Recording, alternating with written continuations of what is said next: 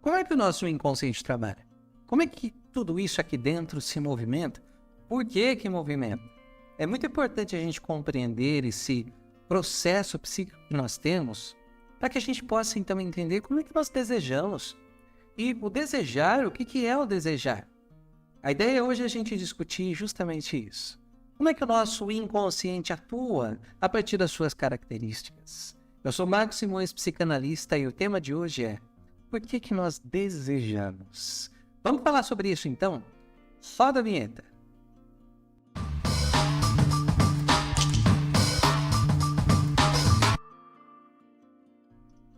Quando a gente fala do nosso inconsciente, tem algumas características que nós já sabemos. Ele é atemporal. Ali não tem uma questão do negativo, ali tudo acontece. O nosso inconsciente, ele é condensado, as coisas estão misturadas, mas nem por isso ele é desorganizado. Ele tem a sua organização funcional, tem a sua inteligência para atuar. E essa inteligência do nosso inconsciente é que o torna tão dinâmico assim. A única coisa que acontece é que ali as coisas estão agrupadas e acontece uma junção de uma energia. Essa energia é uma energia elétrica mesmo, chamamos de impulso elétrico, é assim que os nossos neurônios funcionam. E essa junção de energia vai partir com a intenção de ganhar o consciente. Claro, para chegar até o consciente, muita coisa tá para acontecer. Sabemos também que o nosso inconsciente é regido pelo princípio do prazer. Ou seja, a busca pela satisfação é constante. Só que não é só o prazer que tem ali. A busca pelo desprazer também. Lembra que eu falei que o nosso inconsciente não tem essa questão do não? O desprazer está ligado nessa função também. O nosso inconsciente não está conectado de fato com a satisfação. Ele é regido pelo princípio do prazer, com a intenção de que aquilo aconteça.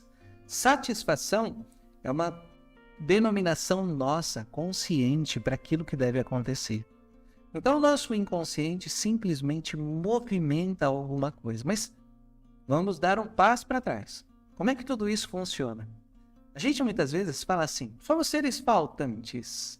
Nos falta algo e por faltar algo nós vamos buscar na realidade. É isso que acontece. Só que nós precisamos entender o seguinte: na realidade estão objetos que vão nos causar uma reação. Essa reação vinda desses objetos vai entrar de alguma forma pelos nossos canais sensoriais, pela visão, pelo paladar, pelo olfato, pela audição, pelo tato, o toque, e vai fazer com que o nosso corpo reaja a isso. A partir do momento que recebemos um estímulo do mundo externo, seja isso qual for, esse conteúdo entrará na nossa mente e fará essa movimentação a partir daquilo que nós temos armazenado. Então, uma pessoa, quando ela vê determinado objeto, determinada cena, determinada pessoa, determinada cor, tudo isso vai entrar na sua mente e vai fazendo um processo, uma montagem, formando uma imagem. Essa imagem, a partir dela, nós vamos ter uma denominação do que é aquilo que nós temos ali na nossa frente, porque nós temos um histórico daquilo que nós vivemos. Então nós vamos nomear. A partir desse nomear, nós também vamos ter uma relação com o nosso corpo. Porque a pulsão, a partir do momento que nós vimos aquele objeto, algo já foi pulsionado. E a pulsão, ela vai partir de uma tensão no nosso corpo, como se a gente encontrasse alguma coisa que a gente gosta de comer. Então essa pulsão, ela já aconteceu, nós já estamos com o desejo de pegar aquele objeto, de comprar alguma coisa, de comer algo para acabar com aquela tensão. Ou seja, nosso inconsciente, ele já trabalhou, por isso que ele é muito rápido. Nós somos bombardeados por aquilo que é impulsionado do nosso inconsciente. E isso faz com que a gente se movimente. Então, por que será que nós vamos também nos conectar com o desprazer? Porque alguma situação está memorizada e ela está repetindo. O desprazer, muitas vezes, também nos conecta com experiências passadas, como, por exemplo, quem se envolve com um relacionamento abusivo e acaba permanecendo por achar que aquilo é uma relação amorosa, ou que vai salvar a pessoa, ou que precisa fazer alguma coisa por ela e acaba se envolvendo cada vez mais. Isso está ligado também a uma pulsão. Freud trazia no seu texto, além do princípio do prazer de 1920, a questão do desprazer, de viver com o desprazer. E aí nós conectamos com a ideia de que no nosso inconsciente não há essa questão do desprazer. Tudo é movimento, é movimentado. A energia dissipada a partir desse movimento é que faz com que a gente busque alguma coisa. Essa energia vai nos causar essa movimentação. E muitas vezes, alguma coisa, como as pessoas que voltaram da guerra, que Freud foi analisar essas pessoas, alguma coisa na realidade faz com que ela desencadeie a mesma coisa. É um alerta o tempo todo, então ela se mantém nesse desprazer por alerta, por sobrevivência. Aqui entra o nosso ego. O nosso ego ele tem uma função importantíssima de nos preservar. E nessa preservação também vão entrar esses elementos que nós podemos considerar prejudiciais ou desprazerosos, como, por exemplo, aquela lembrança da guerra, se manter vivo o tempo todo. Algumas pessoas ouvem, por exemplo, o tic-tac do relógio e pensam ser outra coisa, têm alucinações. Então, tudo isso é uma questão daquilo que está sendo impulsionado do nosso inconsciente. E está sendo impulsionado porque há um estímulo no mundo externo. E esse mundo externo está repleto de coisas, mas tem mais um detalhe que a gente precisa saber aqui. Tudo isso está baseado naquilo que a gente viveu na infância, aquilo que a gente passou lá atrás. As memórias que nós temos fazem com que nós tenhamos essas pulsões e nós vamos sempre nos conectar com alguma coisa original. E essa coisa original vai fazer com que a gente deseje esse objeto novo.